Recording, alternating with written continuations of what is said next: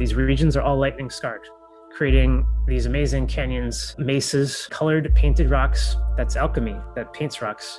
The energy that would be required to change a rock from one color to another. And he says that it is actually amazing that says the land was zapped and carved and seared by electrical storms that could have happened last year. So fresh looked the marks of evidence.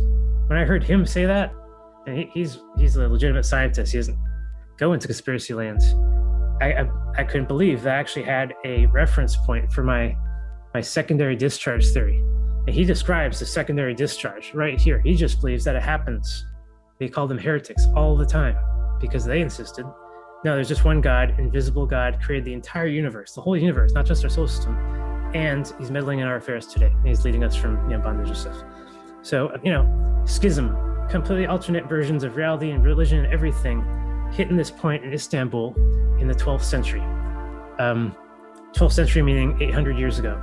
Not that there was actually 20 centuries, but we can pretty much, if we start thinking on those terms, then we'll lose track of it. So the 12th century, everyone agrees, is when the Crusades happened. So we just got to look for the reasons why the Crusades happened. So the schism was the family brought their version and they got chased out of Istanbul. They said, don't ever come back here. This is recorded in the Bible, of course. The family's being hunted by King Herod or something. They come back. The prodigal child comes back to Istanbul. And he has such a following when he comes back because so many people had been convinced while he was there. This is a very simple story, right? Because we're talking about simple times. The very beginning of modern civilization, the end of cataclysm, when the earth stopped forming, stopped changing, and the people are coming out and starting to discuss everything. Like, what was all that? And, is God punishing us? The Western people thought God was punishing them. And the Rose Sword Empire said that is ridiculous. So there's schisms right there. And he had such a following that he started to threaten essentially the Western invisible God rulership. Their entire system was being called into question by his existence.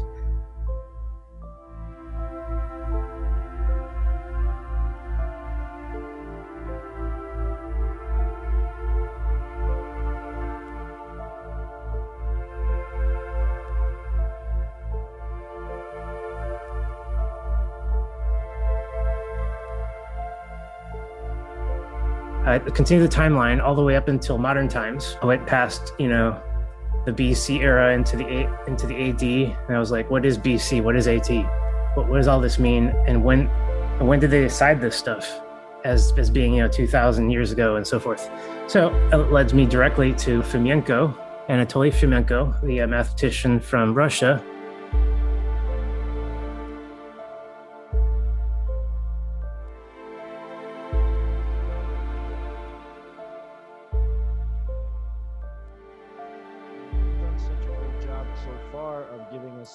Comprehensive view of the Mudflood from the beginning. You mentioned that this is an electromagnetic effect, some sort of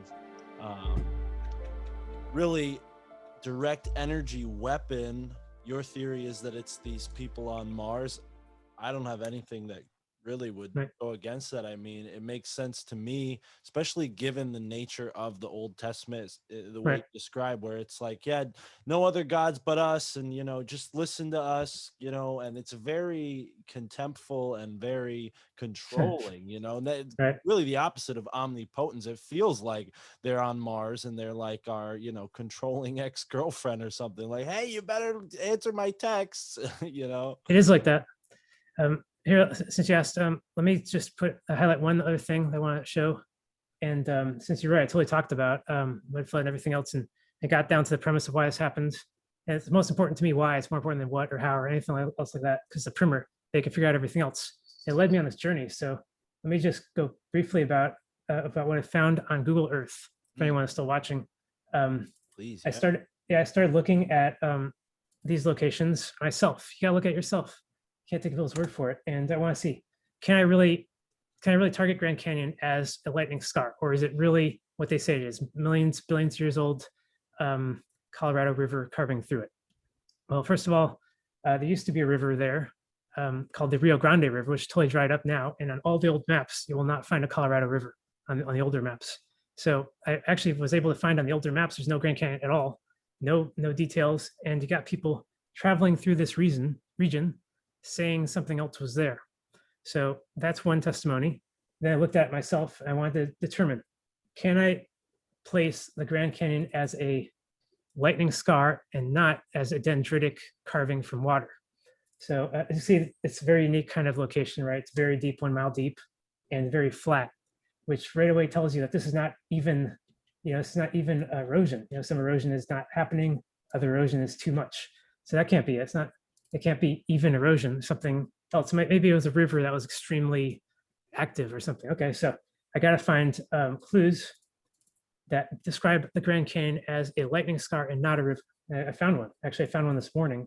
I wasn't even looking for it. Check this out. You can see a line right across this region here. Right.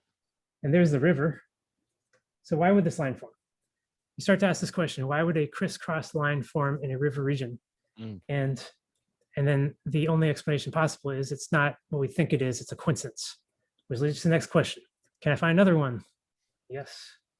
And if you can find another one just like it, another line, it's not a coincidence anymore, is it? So look at this over here. It's like a line there and a line there. So you see what I'm saying, right? There's some clues here that this Grand Canyon is not really, what they say it is, and that the shape of it doesn't really follow what a river would do. This actually looks like a uncontrolled lightning scar. And if you look at some of the pictures that I won't go into that. I'll go into later. So anyway, let's go into a couple of these locations. I talked about the Salt Lake City. Okay, so we'll get to the Grand Canyon. I talked about that. Salt Lake City. Oh yeah, San Rafael Swell. Andrew Hall covers this entire location. He went to it. He says this entire location is lightning scarred. A lot of evidence of that, but it also has evidence of a primary and a secondary lightning scar. Primary one carving off of the left side here, and a secondary one unintentionally carving this region here. So that's what gave me the idea of that the secondary one might have been unintentional, that they're trying to cover their tracks up, but they didn't expect that to happen. You also got these arc blast mountain regions. These are mountain regions that cannot be explained by tectonics because there's no plate there. There's no mountains or volcanoes, but you can see that there's sort of like a blast pattern in one direction, like wind or energy was hitting it in one direction. So that's one thing Andrew Hall points out to look for, and it scatters these regions. You got Salt Lake City, see Shiprock, I covered that. Positive Lichtenberg patterns. Lichtenberg pattern is something that you find in science that where electricity fills out an entire region and spreads out, evenly. These regions, like you find in Aspen, in the Colorado Rockies, could not have been carved out, could not have been formed by tectonic plates. Well, I don't have all my my notes on that right now, but let me grab this here. All right, so Andrew Hall covers that one in great detail. That region has dendritic scarring. You got mountains like this are positive scarring. They can be formed in labs. The Sapphire Project actually has proven this. Let's get to some other locations. Oh yeah, let's cover Great Wall of China because that one's really important. Great Wall of China, they say, is ancient. Fomenko says it's been built only 500 years ago. But the first thing I noticed about the Great Wall is that it built on a positive scarring region. Boom, you can see right there, positive scarring. You can see dendritic patterns going across China. And all the yellow represents the places that the Great Wall of China was built. These places are not strategic. They're not able to keep out an army or anything like that. They're literally built on the scarring that occurred in these regions recently. So the Great Wall of China is an attempt to cover up the scarring, and so is the Himalayan mountains. Let me describe that one really fast.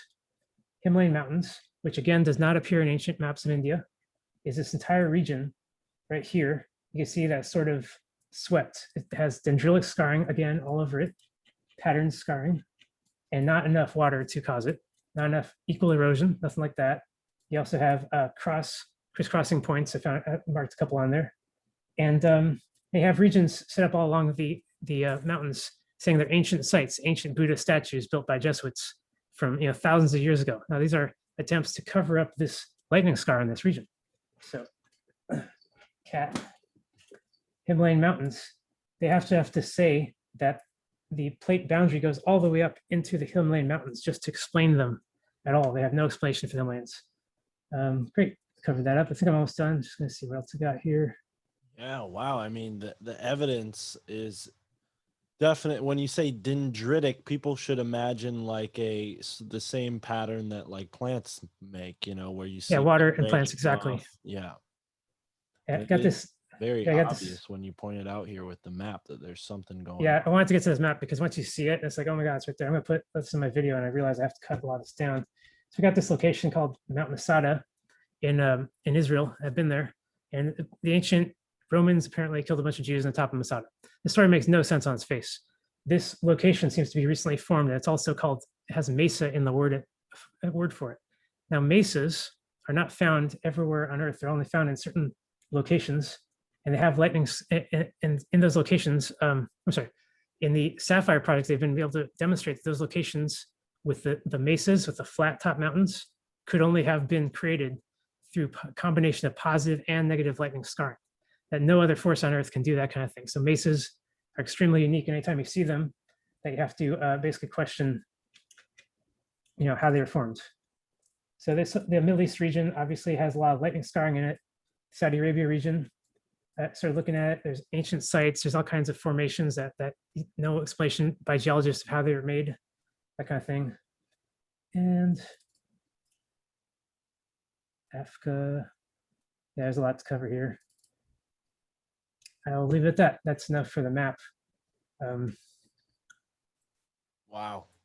And you're connecting so many dots that we've talked about recently on the show too. I mean, I had Isaac Weiss up on recently, and I asked him like, "Hey, have you done any research in your local area?" And he pointed out that how strange the Mormon temple in Utah is with these, Exactly. unexplainable white stones. Was the one feature that he mentioned. But yeah, I mean, from Project Bluebeam to the Sapphire project. I mean, you've gone through a lot of different things here today, Ari. It's definitely leading me with a lot of questions, but to maybe put a cap on everything. Yeah, please. We see that the mud flood took place in this event in this time period where Napoleon was defeated, right? That's the clearest way. But given that the calendars and the timelines have been altered so much, right? If you had to nail it down, would you say that it was 200 years ago that all of this happened? Good question. Excellent. This I was going to ask this question briefly. How can you fake things like history, like facts, like locations? It's really hard to fake these things while it's going too fast, isn't it? And the answer is you can't. There's certain things you just can't fake. You cover up things. Fomenko makes this claim on his thing that everything in the last, he says 300 years, seems to be legitimately dated, and that he signed off on all that stuff. And I found it such a weird claim. Like, how can you be so sure that last 300 years too? But he actually spells out in detail. And he says that the Western historians stopped redacting things at that point in the 17th century. They stopped, and everything else has been the official date since then. So, so he says so. There's a couple other reasons why I think that's the case. When I looked into Declaration of Independence, I was trying to falsify a lot of this American history, and I found out it's not false at all. It's actually really real, and that a lot of it's been lied about. The Constitution is lied about. We didn't need a constitution. Nobody needed a constitution when it was formed. They wanted, the Declaration was enough. We already had our vassal state with our own government, everything we knew what to do. So the Constitution was an attempt to usurp that power. So once I understood the 1812 war and the French Revolution, I finally understood the American Revolution in the context of it, and that those dates could not have been erased or redacted or changed because they're too significant to the players on the ground, remembering them as a religious war that Napoleon lost to God, essentially. Yeah. Wow. Yeah, no, I mean, and this is such a key point in history. These past 100 years, so much has happened that's worth analyzing. I mean, and then you go back to the Roman Empire and you make the connection between the Russo Ward Empire and the Roman Empire. I mean, that connects with the Jews.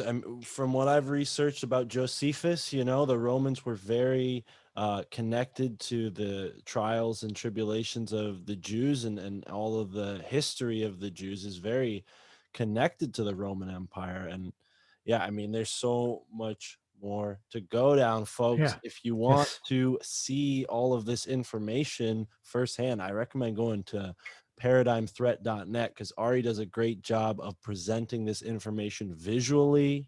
Obviously, as we've described here, this is all going to be a part of a video, and I'm honored that you let me help you do the rough draft here, Yeah, fine you tune it, did. because I myself, I've been doing some videos on our YouTube, and yeah, it's a process to get all this information matched up with the visual context. But when you do, it's such a rich way to understand this stuff. So kudos to you, man. You're doing a great job. Thank you. Thanks for saying that. And one thing I'll add there, I'm actually looking for help. If anyone out there listening to this that can do multimedia, and we're talking about multimedia only, just the ability to present it in a nice, pleasant way to people, not so shocking, not so scary, that I would like to make this into more of a project and really get a lot of, attention for it done correctly. I consider my way of doing things quite a bit sloppy, and, just because I'm limited on time and stuff like that. But I really appreciate what you just said, and you really helped me kind of test a lot of these things out right here. And that's a big part of it right there.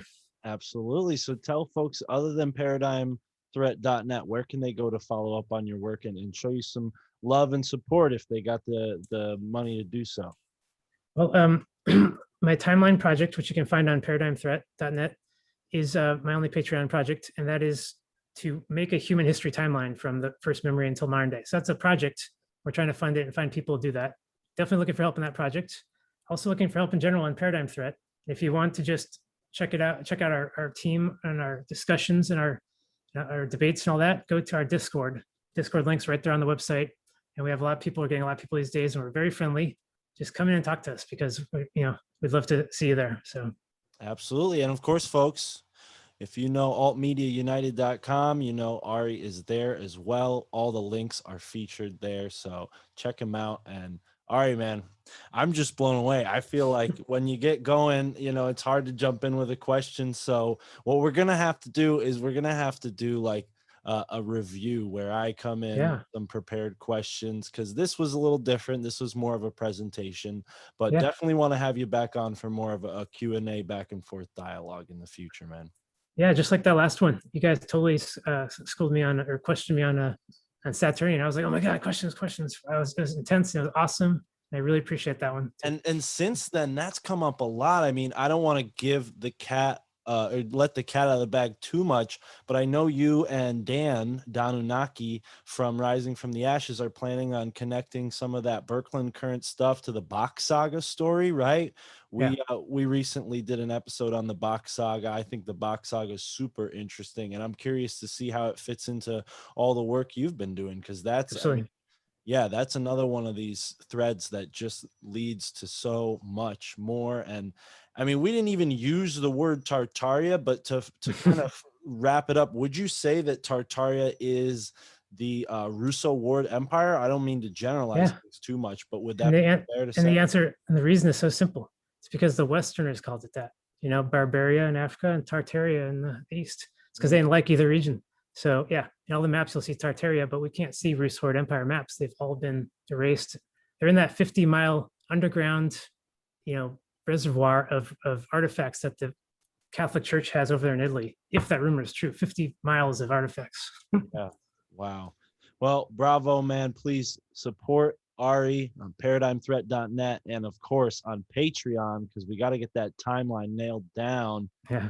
Folks, thanks for tuning into the My Family Thinks I'm Crazy podcast, and have a great moment wherever you are in the now, the ever expanding now. My Family Thinks I'm Crazy, a podcast where I, your host, try to give you some tips on how you can explain all this weird, wild, crazy conspiracy stuff to the people you love most. Because that's what I've been trying to do for the past 10 years with no success. I've been telling everybody that our government is shady, but